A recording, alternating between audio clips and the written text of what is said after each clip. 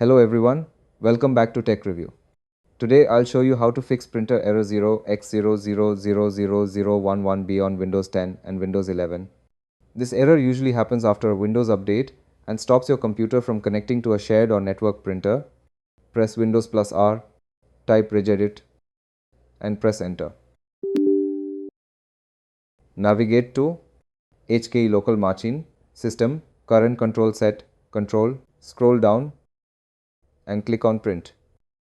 Right click on the right side, click on new, select dword 32-bit value, name it RPC authn level privacy enabled, double click it and set value data to 0, click OK and close registry editor. Now restart your computer and reconnect the printer. That's it. Your printer error 0x0000011b should now be fixed. If this video helped you, please like, share and subscribe to Tech Review. Thanks for watching.